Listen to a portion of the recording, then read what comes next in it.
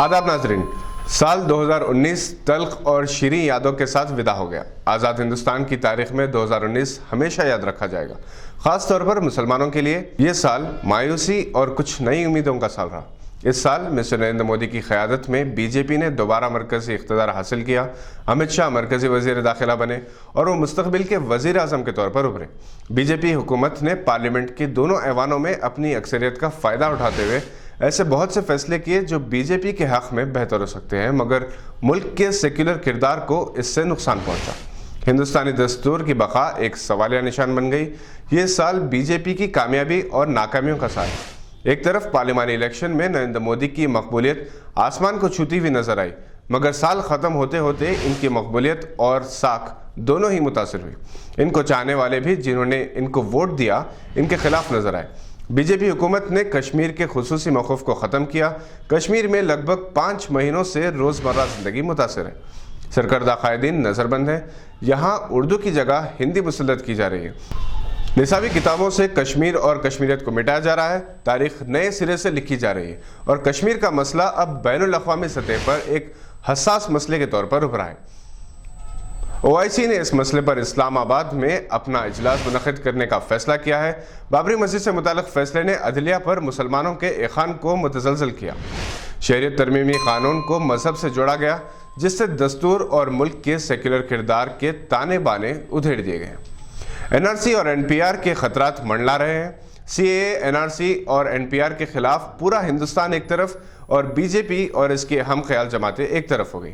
जिस तरह से तमाम हिंदुस्तानी इन क़वानीन के खिलाफ गैर मामूली एहतजाज कर रहे हैं, वो अपनी मिसाल आप है। जामिया मिलिया इस्लामिया अलीगढ़ मुस्लिम यूनिवर्सिटी के तलबा पर दिल्ली और उत्तर प्रदेश पुलिस की बर्बरियत ने खाकी वर्दी को दागदार कर दिया है। जिस वक्त आडवाणी मरकजी वजीर दाखिला थे, उस वक्त गुजरात जल रहा था। आज अमित शाह वजीर दाखिला हैं और हिंदुस्तान जल रहा है। नौजवान तबका ज़बरदस्त एहतजाज कर रहा है। हिंदुस्तान को खलाई मैदान में नाकामी हुई जब चंद्रयान मिशन नाकाम हो गया। महाराष्ट्र में संघ परिवार की 2 अहम जमातें बीजेपी और इसकी हलीफ शिवसेना में इख्तलाफात हुए और शिवसेना ने कांग्रेस NCP के साथ मिलकर हुकूमत बनाई, जो बीजेपी के मजबूत किले में दरार के मुमासिल है। सिफारती सतह पर भी हिंदुस्तान पूरी तरह से कामयाब नहीं रहा। शहरियत तरमीमी कानून और कश्मीर के मसले पर इम्कान है कि मुस्लिम ममालिक से ताल्लुकात असरअंदाज होंगे। स्पोर्ट्स के मैदान में बिलखुसूस क्रिकेट में हिंदुस्तान ने अपनी बरतरी बरकरार रखी। मुसलसल कामयाबियों ने हिंदुस्तानी परचम को सर बुलंद रखा। हिंदुस्तानी अवाम को उम्मीद है कि 2020 नई खुशियां साथ लाएगा और हिंदुस्तान और इसके अवाम जिस आजमाइशी दौर से गुजर रहे हैं, इसका सिलसिला ख़त्म होगा। कांग्रेस और उत्तर प्रदेश के चीफ मिनिस्टर आदित्यनाथ योगी के दरमियान अल्फाज की जंग जारी है। आदित्यनाथ की फ़िरका परस्त तासुब परस्त इंतखामी पॉलिसी पर कांग्रेस के अलावा समाजवादी पार्टी ने कड़ी तनकीद की है। अखिलेश यादव ने कहा कि योगी वो होता है जो दूसरों का दर्द समझ सके। महाराष्ट्र वजारत में जगह ना मिलने पर कांग्रेस और NCP के बाज़ अरकान नाराज हैं। NCP के सोलंकी ने तो असेंबली की रुकनीत से इस्तीफा देने की धमकी दी है। अशोक चौहान ने कहा कि 3 जमातों में महदूद तादाद में अरकान को वजारत में शामिल किया जाना था, इसलिए हर रुकन को वजारत मिलनी मुश्किल है। इन्होंने यकीन जाहिर किया कि इस मसले की एकसुई हो जाएगी। महाराष्ट्र वजारत में 4 मुस्लिम वज़रा शामिल किए गए, जिनमें शिवसेना के सत्तार शेख, कांग्रेस के असलम शेख, NCP के नवाब मलिक और हसन शरीफ शामिल हैं। पॉपुलर फ्रंट ऑफ इंडिया या PFI पर पाबंदी आयद करने के लिए मरकज़ी वजारत दाखिला से उत्तर प्रदेश के DGP ने सिफारिश की है। इन्होंने कहा कि 19 दिसंबर को तशद्दुद की वारदातों में PFI का हाथ है और PFI में SIMI के यानी सिमी के अरकान का हाथ है, जिस पर पहले ही से पाबंदी आयद है। अमेठी में संघ परिवार के अरकान को पुलिस लॉकअप में मारपीट के इल्ज़ाम में ACI और 5 पुलिस एहलकार मुअत्तल कर दिए गए हैं। अफसोस की बात है कि मेरठ में मुसलमानों को खुलेआम पाकिस्तान चले जाने के लिए कहने वाले पुलिस ओहदेदारों की चीफ मिनिस्टर उत्तर प्रदेश ने सितारिश की, जिससे ज़हनियत का अंदाज़ा होता है। तहरीक मुस्लिम शबान के सदर जनाब मुश्ताक मलिक की इत्तला के मुताबिक शहरियत तरमीमी कानून NRC के खिलाफ एहतजाजी मिलेनियम मार्च को तेलंगाना हाईकोर्ट की जानिब से इजाज़त दी जा चुकी है। वाज़ेह रहे कि हैदराबाद पुलिस ने मिलेनियम मार्च की इजाज़त नहीं दी थी, जिस पर पुलिस कमिश्नर अंजनी कुमार पर अपोजिशन जमातों ने कड़ी तनकीद की थी कि इन्होंने RSS को परेड की इजाज़त दी, मगर दूसरी जमातों को एहतजाजी रैलियों और जलसों की इजाज़त नहीं दी। حیدرآباد کے اپل علاقے میں آج صبح بھیانک سڑک حادثہ رونما ہوا۔ فوری ملی اطلاعات کے مطابق لٹل فلاور جونیئر کالج چوراہے کے پاس یہ حادثہ اس وقت پیش آیا جب اسکول کے بچوں کو لے جانے والے ایک آٹو کو تیز رفتاری لوری نے ٹکر مار دی۔ حادثے میں 2 بچے ہلاک اور دیگر 6 زخمی ہو گئے، جبکہ 3 بچے محفوظ بتائے گئے ہیں۔ آٹو میں سوار بچے حبشی گوڑا بھاشن اسکول کے طلباء بتائے گئے ہیں۔ پولیس مقام حادثے پر پہنچ گئی اور مقامی افراد کی مدد سے زخمی بچوں کو ہاسپٹل لے جایا گیا۔ اب کچھ عالم اسلام کی خبریں ڈاکٹر عبدالرشید جنید سے۔ بسم اللہ الرحمن الرحیم۔ آداب ناظرین، تنظیم اسلامی تعاون OIC کے کشمیر کے علاوہ ہندوستانی مسلمانوں سے متعلق قوانین پر اسلام آباد میں منعقدہ ہونے والے مجوزہ اجلاس پر مختلف سیاسی مبصرین نے متضاد رائے کا اظہار کیا ہے۔ OIC 57 مسلم ممالک کی تنظیم ہے جو 1 ارب 80 کروڑ مسلمانوں کی ترجمانی کرتی ہے۔ ہندوستان سے اس کے اچھے تعلقات رہے ہیں اور اس نے ہندوستانی نمائندوں کو 1 سے زائد مرتبہ خصوصی مدعوین کے طور پر شرکت کی دعوت دی ہے۔ مسئلہ کشمیر پر سعودی عرب کی حمایت پر اسلام آباد میں OIC کا اجلاس سمجھا جاتا ہے کہ ہندوستان کی سفارتی کوششوں پر ایک ضرب ہے جو اس نے پاکستان کو عالمی برادری میں الگ تھلگ کرنے کے لیے کی ہے۔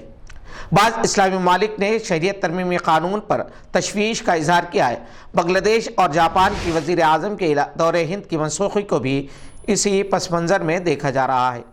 ملیشیا اور ترکی نے اپنے لب و لہجے میں تبدیلی لائی ہے۔ اس سے قبل دونوں ممالک کے ہندوستان کے ساتھ اچھے تعلقات رہے ہیں۔ امید کی جا رہی ہے کہ OIC ہندوستان پر دباؤ ڈال سکتی ہے کہ وہ مسلم دشمن قوانین سے دستبرداری اختیار کرے۔ پاکستان کے وزیر اعظم عمران خان نے اپنے ملک کی تاریخ میں پہلی مرتبہ خواجہ سراؤں، جنہیں ہجڑے، تیسری جنس یا ٹرانسجنڈر بھی کہتے ہیں، ان کی فلاح و بہبود کے لیے نئی پالیسی کا اعلان کیا ہے۔ انہوں نے انہیں ہیلتھ کارڈ کی فراہمی کی اسکیم کا آغاز کیا اور اعلان کیا کہ عام پاکستانی شہریوں کی طرح ٹرانسجنڈر کو تمام سہولتیں فراہم کی جائیں گی۔ اس کے علاوہ ان کے ساتھ سماج میں جو رویہ اختیار کیا جاتا ہے اس میں بھی تبدیلی لانے کی کوشش کی جائے گی۔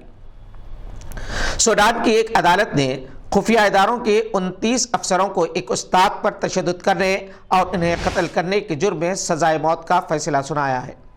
ذرائع ابلاغ کے مطابق بتایا جاتا ہے کہ سابقہ سوڈانی صدر عمر البشیر کے دور اقتدار میں ان کے خلاف مظاہروں میں شرکت کرنے پر 36 سالہ احمد الخیر کو حراست میں لیا گیا تھا۔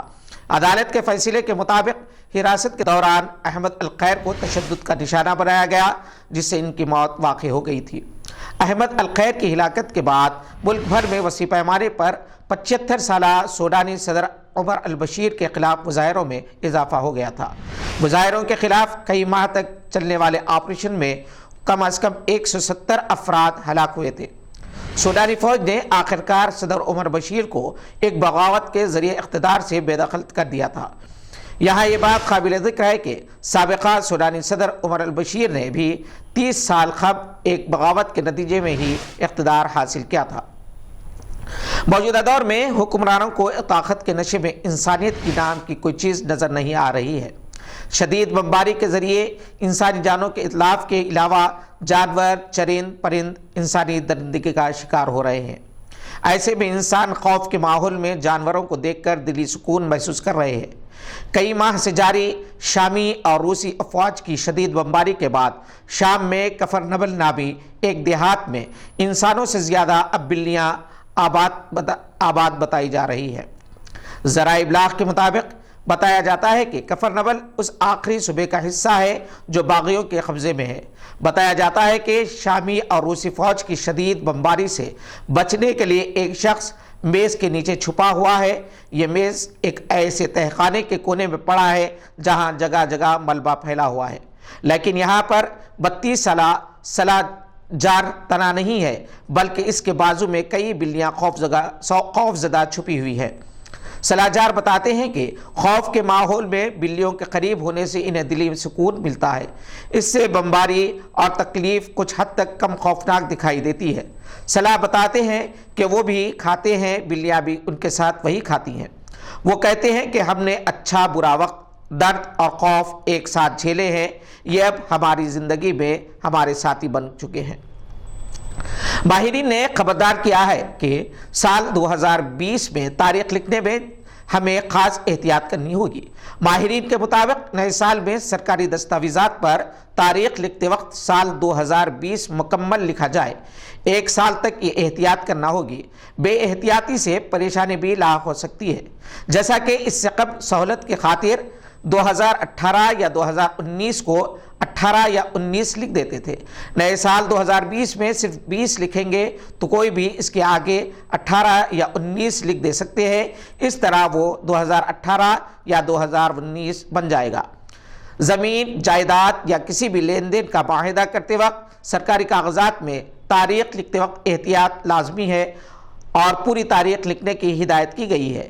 یہ مسئلہ صرف ایک ہی برس کے لیے یعنی 2020 میں پیش آئے گا۔ یہ تھی آج کی چند اہم خبروں پر نظر۔ دیکھتے رہیے گواہ۔